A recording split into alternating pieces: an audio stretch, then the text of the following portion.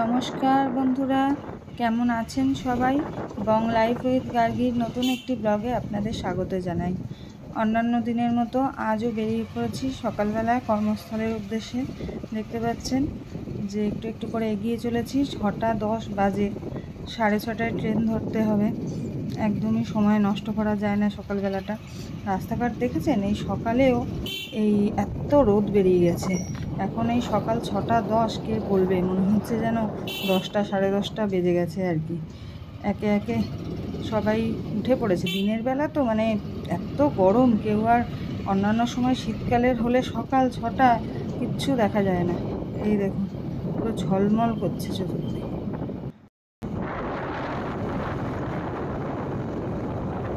এই যে দেখতে পাচ্ছেন আমাকে, আমি এগিয়ে চলেছি আর পিছনে সূর্যমুখী দেখতে পাচ্ছেন, ঝলমল করছে একবারে। এখনই রোদের 6টায় চারিদিক যেন বিচ্ছুরিত করে দিচ্ছে। দেখুন চারপাশটা কি সুন্দর, সবুজ গাছগাছালির ফাঁক থেকে সূর্যিমামা উঁকি দিচ্ছে, খুব সুন্দর লাগছে। তাই আপনাদের সাথে শেয়ার করলাম, যদিও আগের দিন এটা দেখেছেন আপনারা।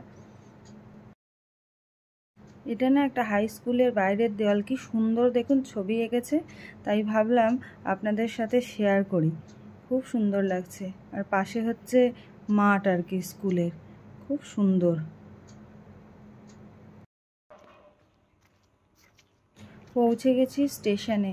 এবারে আর কি রেল লাইনটা ক্রস করে স্টেশনে যাব। দেখুন কি কুয়াশা চতুর্দিকে, এ তো মনে হচ্ছে শীতের সকাল। গরমে তো কোনোদিন এরকম কুয়াশা দেখিনি বাবা, পুরো অন্যরকম পরিবেশ। দৃশ্যমানতা তো একদম চোখেই পড়ছে না।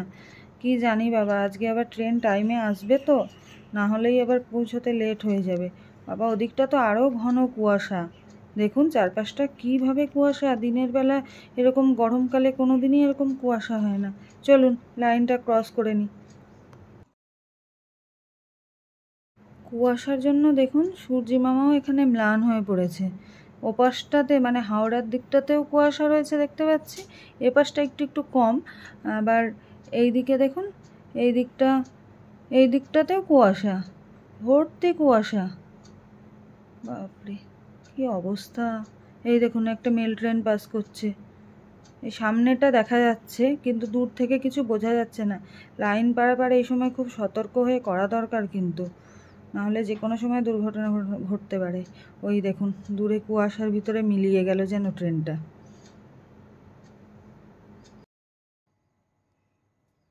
এই যে দেখতে পাচ্ছেন বেলানগর স্টেশন লেখা রয়েছে। আমি প্রত্যেক দিন এখান থেকেই যাতায়াত করি।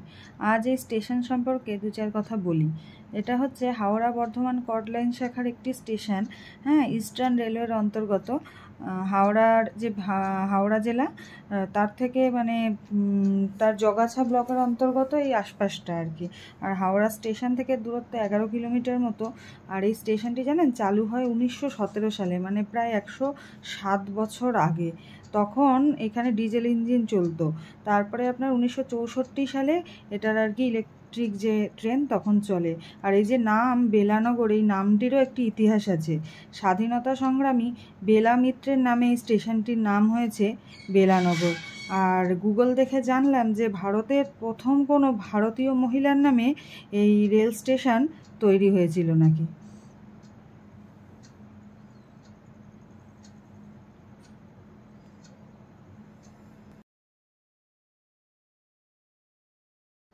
ট্রেনে উঠে বসে পড়েছি।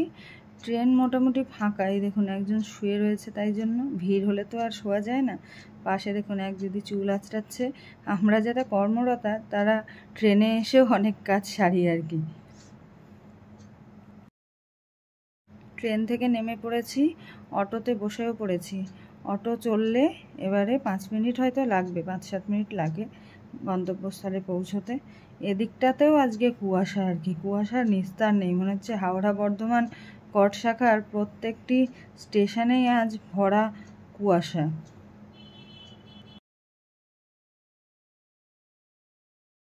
সকালবেলা জানেন এখানে বেশ সুন্দর বাজার বসে ভোরবেলা থেকে। দেখুন ফ্রেশ সবজি পাতি, ফল মূল সব পাওয়া যায়। আশেপাশের গ্রাম থেকে সমস্ত চাষি ভাইরা এসে এখানে আর কি মাল বিক্রি করেন। আর দূর দূরান্ত থেকে যারা বাজার নিতে আসে তারা ওই সেই সমস্ত শহর থেকে তারাও এসে এখান থেকে আর কি পাইকারি রেটে বাজার নিয়ে যায়।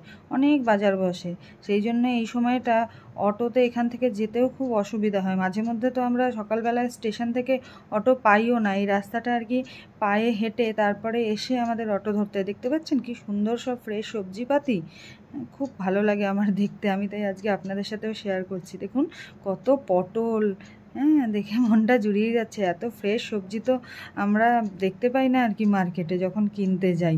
দেখুন কাঁদি কাঁদি কলা, হ্যাঁ আরও বেগুন, কুমড়ো, তরমুজ, দেখুন কত তরমুজ বাবা। এই যে ধনে পাতা দেখা গেল এক ফাঁক থেকে।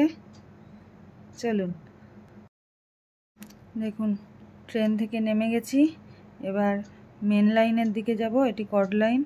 রোদটা দেখতে পাচ্ছেন, পুরো একবারে ফুটি ফাটা আকাশ, কোথাও একটু মেঘের চিহ্ন পর্যন্ত নেই। কে জানে কবে বৃষ্টি নামবে।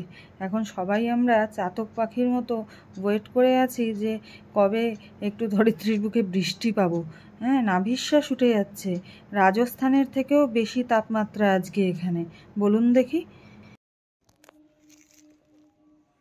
বাড়ির কাছাকাছি প্রায় এসে গেছি। দেখুন এই পুকুরটা গরমকালে অনেকটা জল শুকিয়ে গেছে, শীতকালে বা অতটা জল শুকায় না। এবারে যেমন আর কি গরমকালে জল শুকোচ্ছে আর কি, খুব তাড়াতাড়ি নিচের দিকে নামছে জলটা।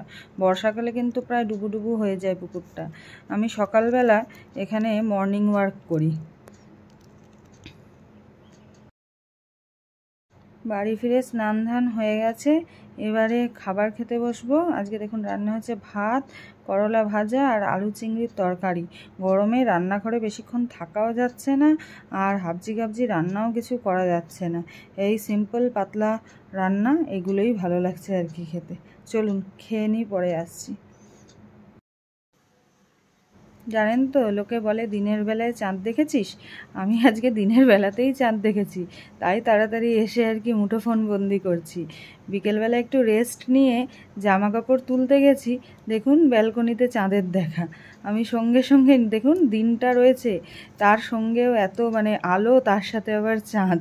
সত্যি আমার ভালো লাগলো ব্যাপারটা দেখে, তাই আর কি আপনাদের সঙ্গে শেয়ার করব বলে একটুখানি আর কি ক্লিপিং নিলাম। দিনের বেলায় এরকম চাঁদ কিন্তু সচরাচর দেখা যায় না, এত ঝলমলে রোদ, তার সাথে আবার এতটা পরিমাণে চাঁদ। আজকে সত্যিই দিনের বেলায় আমি চাঁদের দেখাই পেয়েছি বটে।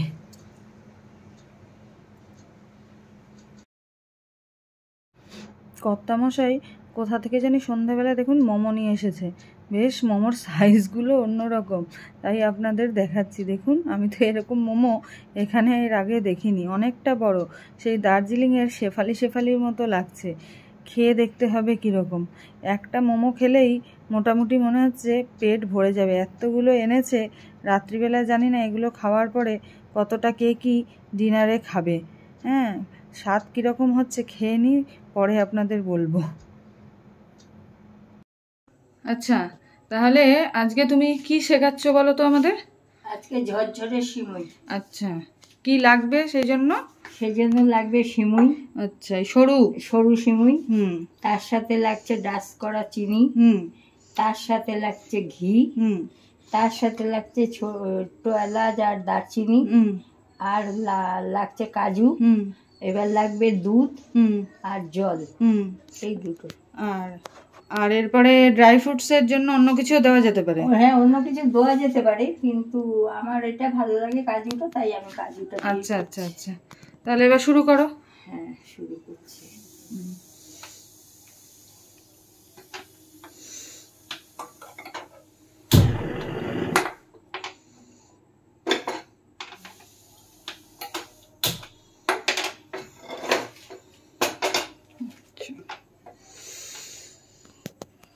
গ্যাস জ্বালিয়ে নেওয়া হলো, এবারে ঘি দেওয়া হচ্ছে, তাই তো? হ্যাঁ, কড়াইতে ঘি দিচ্ছি। ঘিটা একটু বেশি পরিমাণ দিতে হবে।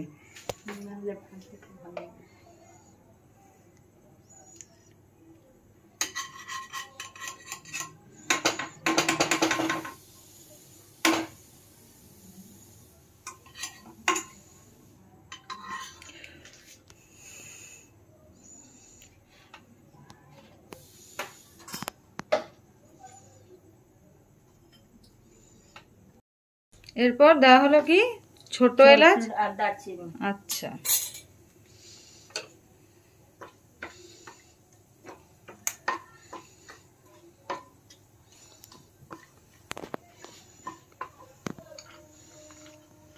এবার কাজুটা দিয়ে দিলাম।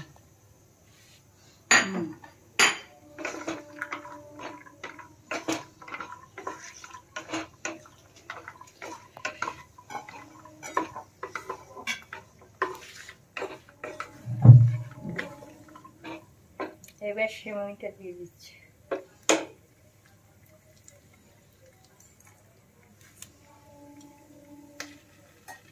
এই ঝরঝরে সিমই বানানোর জন্য সরু সিমইটাই সবচেয়ে বেস্ট, তবেই ঝরঝরে সিমই হবে আর কি, তাই তো?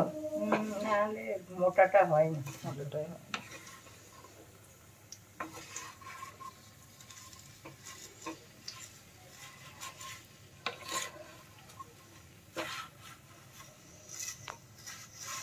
এটা একটু লালচে লালচে হলে তবে চিনিটা দেব। এবারে চিনিটা দেওয়া হচ্ছে। আচ্ছা, ডাস্ট করা আছে সেটা সুবিধা আর কি, তাই তো? মেশানোর জন্য।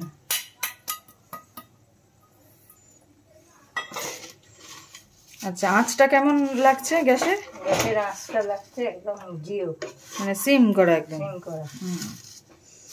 মানে ধিমে আছে আর কি রান্নাটা হবে।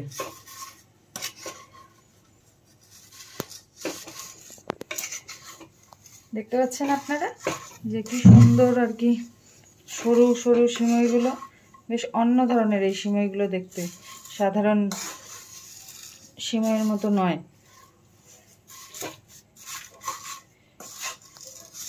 ঈদের সময় আর কি এই ধরনের সিমইয়ের কিন্তু ভারী ব্যবহার লক্ষ্য করা যায়। সেখানেই আমি আমার সহকর্মীকে বলেছিলাম একদিন খেয়ে যে খুব সুন্দর সিমইটা, তখন সেই আমাকে এই ধরনের সিমইয়ের ব্যবস্থা করে দেয় আর কি, কারণ আমাদের এইখানটায় এই ধরনের সিমই পাওয়া যায় না।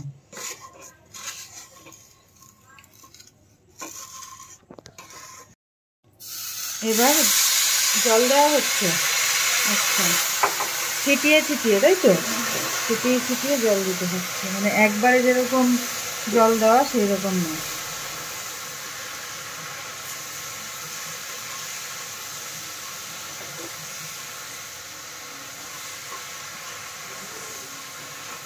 এরপরে কি এটাকে ঢেকে দিতে হবে?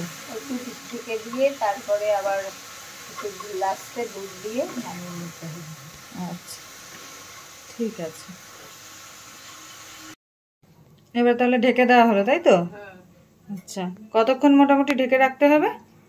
এই 2-1 মিনিট রাখলেই হয়ে যাবে। আচ্ছা, 2-1 মিনিট বা অনেক সময় আরেকটু টাইম দিয়ে 5 মিনিট মতো রাখতে হয়, যে ক্ষেত্রে দেখে নিতে হবে, তাই তো? 3 মিনিট পর এই যে সিমইয়ের পজিশন এইরকম প্রায় সেদ্ধ হয়ে গেছে, তাই তো মা? হ্যাঁ। আচ্ছা, এবার একটু দুধ দেব। হ্যাঁ, দিয়ে একটুখানি নেড়ে চেড়ে 2-1 মিনিট ঢাকা দিয়ে রেখে দেবো। আচ্ছা, দিয়ে তারপরে নামিয়ে ফেলবো। আচ্ছা, তারপরেই একদম সার্ভ করে দেওয়া যাবে। হ্যাঁ। বাহ, বেশ ঝুরঝুরেই দেখতে লাগছে, আর এত সুন্দর এখানে সুবাস বেরিয়েছে। আপনারা হয়তো সেটা পাচ্ছেন না, আমি পাচ্ছি সত্যি একদম, আর নিজেকে কন্ট্রোল করা যাচ্ছে না, খুব সুন্দর। বা এটা দুধ দিয়ে দেওয়া হলো। দুধ দিলে একটু কালারটা সুন্দর হবে। আচ্ছা, এবার আরেকটু ঢেকে দেবে, তাই তো? আচ্ছা, ঠিক আছে। এই দেখুন রেডি হয়ে গেছে ঝুরঝুরে সিমুই। দেখতে পাচ্ছেন কি সুন্দর, কাঁটা চামচ দিয়ে একটুখানি করে ছাড়িয়ে নেবেন, আরও ভালো ঝুরঝুর করবে। খুব সুন্দর হয়েছে দেখতে।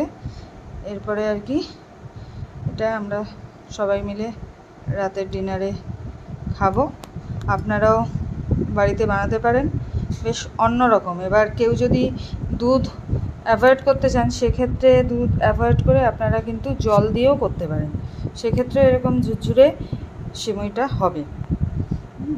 বাড়িতে কারা কারা করবেন এবং করে কেমন হয়েছে সেটা অবশ্যই কমেন্টে লিখে জানাবেন। তাহলে আজকের ব্লগটা এখানেই শেষ করি। সবাই ভালো থাকবেন, সুস্থ থাকবেন, আর পারলে ব্লগটিতে একটি লাইক করে দেবেন, আর চ্যানেলের সাথে জুড়ে থাকতে চ্যানেলটিকে সাবস্ক্রাইব করে দেবেন। শুভরাত্রি, ধন্যবাদ।